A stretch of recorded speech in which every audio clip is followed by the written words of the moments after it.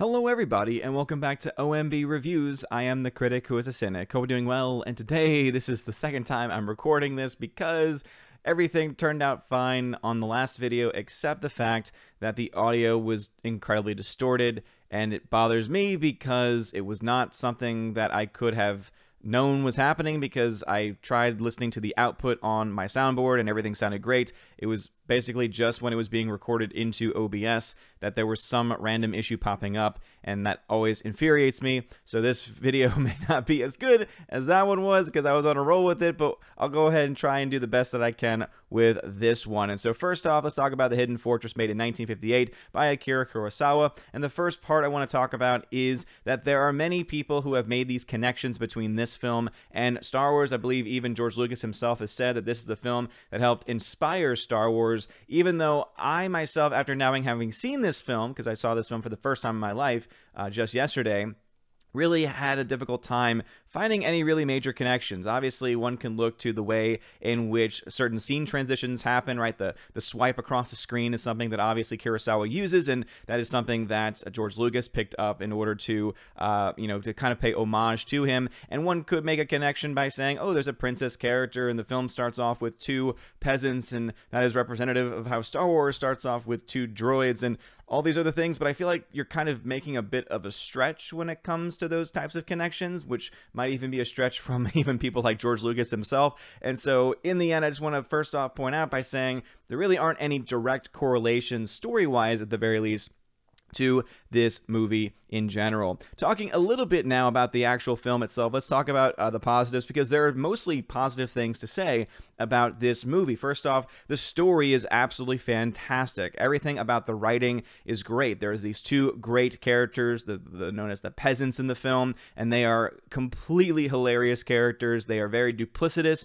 One moment they're best friends, they're hugging each other, they're saying, we'll never leave each other, we'll be friends forever.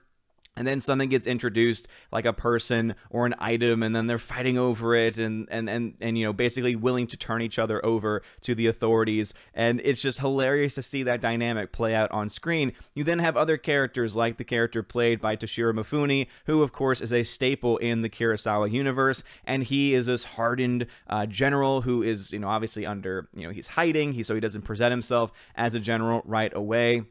And he, of course, plays a much more serious character, a serious role, and does a great job, just like Mifune does in every single role that he ever does. There's also a princess character who comes into the play, which actually comes into one of the issues I have with the movie, is I think the actress, when she's presenting her lines, is just yelling.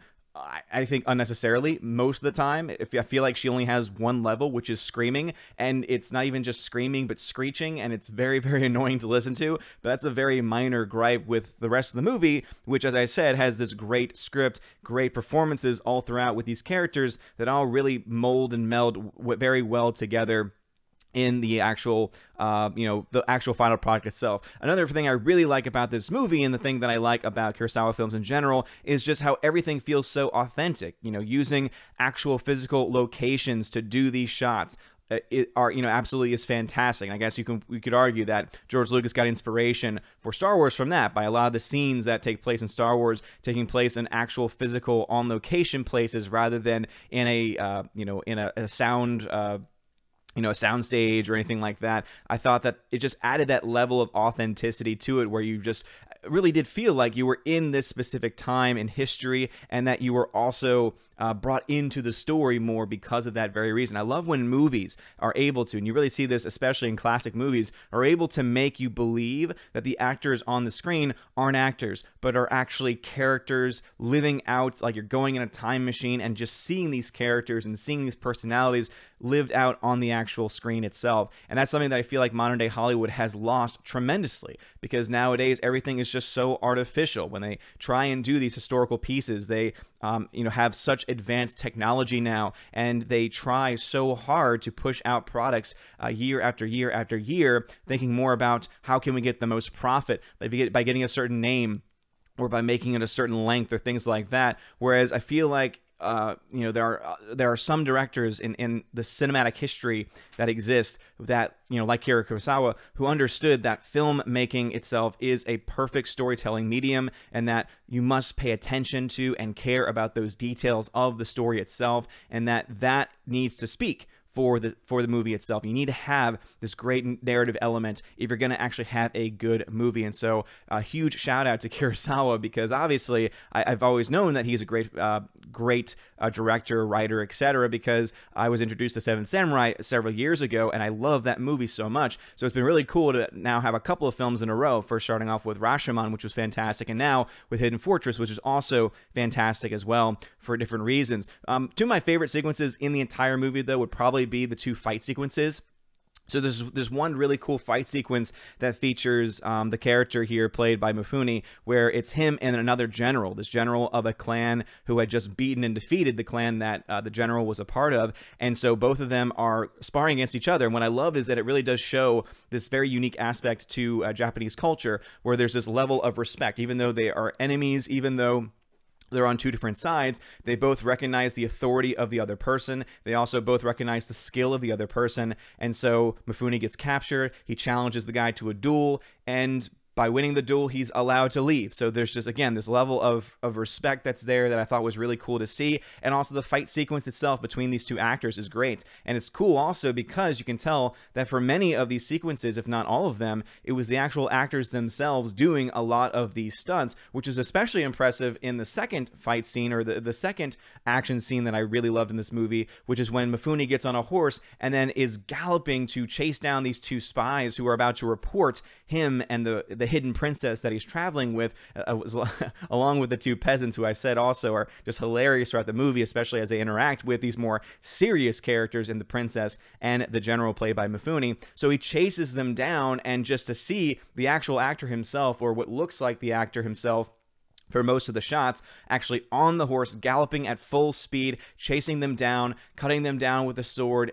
That whole sequence just looked fantastic, and it really did look authentic. And as I said, it's really sad that we live in a world in the cinematic universes where they just don't feel as real and as authentic as a lot of the movies that we see from this time in history. And so overall, I will say Hidden Fortress is a fantastic movie. It's got great writing, great action. It's also, of course, got great acting throughout the entire thing as well. Fantastic and solid direction by Kurosawa, as always. And the only two issues that I have with it are, one, Misa Urahara, who plays Princess Yuki. I just think that she's a bit annoying, especially as she's screeching most of her lines. And then the only other issue I have is a technical one, and there's a certain sequence where you have gunfire being put forward, and in order to, I guess, keep the actors safe or to set up for the sequence, what happens is the actors move, they get down so that they are not seen, and then you're able to actually see the cut that takes place before the explosion in the ground, right? So to make it look like the gun,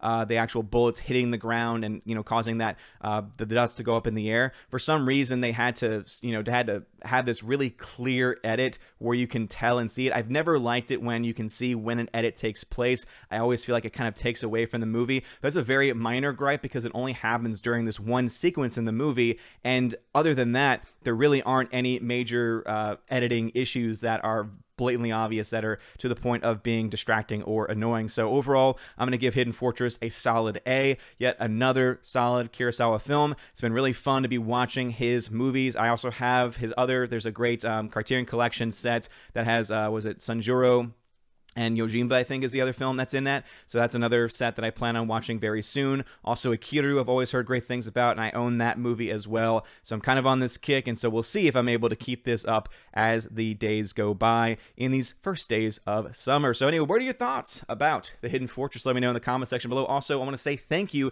to everyone who was able to join yesterday's Good Morning Asgard podcast. I am doing those again this summer. It's exclusive over on Odyssey, so please do check out the website, ombreviews.com, to find out the full streaming schedule and also links to where you can find that stream. And as long as you're there at the time that it says, you will be able to access that stream. And also, I plan on potentially bringing in some guests, and so I'm playing around with Restream Studio, because Restream Studio, which is something that I've been using Restream for years now to put my streams out to multiple platforms, but they also have a studio feature where you can bring in guests. And so I'm playing around with that as well and thinking of maybe upgrading to a more premium package and potentially using that in the future. So stay tuned for that. And let me know also, kind of a bonus question, do you stream? And if you do stream and host guests, what streaming service do you use? I know a lot of people use StreamYard.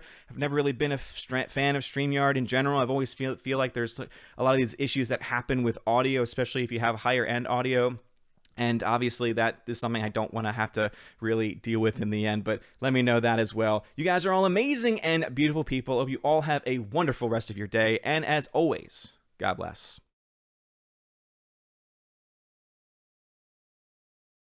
And now for a huge shout out to all of my Patreon and Subscribe Star members for the month of May. Ali C83, Andrew Hoyle, Biffer the Hobbit, Brian P, Dion, Divex, Enrique Evangelista, Father Christopher Miller, hail to you, Father. Father Damian Cook, Garrett Searles, Inflamed Wood, It's a Trap Productions, Jason Clark, Jacob Juice, Jeffrey Toone, Jonathan Carney, Laura the Modern Major General's Story, Mad Mitch Dunaway, Mike Jackson, Mr. Peabody and his evil twin with the beautiful hair, On to June, Orange Chat Reviews, Out of Step with Reality, Priscilla Hall, Riff Magos, Rosetta Udden, Steve Glasker, Miss Martin Muses, Theodore Bendon, Tina Bojan, and Tina B. Thank you all very much for being my Patreon members this month. I really always appreciate you. And to my Subscribe Star members, Fast Reaction, Nosferatu Gatsu, Stan 4, John B., Perpetual Punster, Mr. Roy, Glinzer, J. Alex McCarthy Jr., Dean Heiss, the new number 2, J-Rod, the Beer Guru, Nevadanji Adams, and ZK Man. Thank you very much for supporting me on Subscribe Star. And if you want your name shouted out at the end of every video and live stream, please consider joining on Patreon or Subscribe Star. And if you join at some of the higher levels, you get access to things like giveaways, where every month I do giveaways of 4K titles, steelbooks, and Blu-rays. And again, more information can be found over on Patreon and Subscribe Star. And at the higher levels, you also get access to an exclusive bi-monthly podcast. Depending on our schedules, we at least get one long podcast out. We try and get 2 podcasts out as often as we possibly can every single month with John the Flick Pick Flickinger. So again, check out more information. And if you are at the Chosen of Valhalla level, which is the highest level available, you not only get all of those things, you also get in your first month a free t-shirt and also access to the Chosen of Valhalla live stream, where I have my Chosen on a stream talking, asking questions, answering questions, talking about movies and anything that they want to talk about. So if all that stuff sounds like fun to you, check out those links below and support the channel in whatever way you can. I do appreciate you, whether you are a member, whether you are a supporter on Patreon, Subscribe Star, or whether you are simply supportive in general, leaving comments and likes. I really greatly appreciate it. You guys are all amazing, beautiful people. Have a wonderful day. And as always, God bless.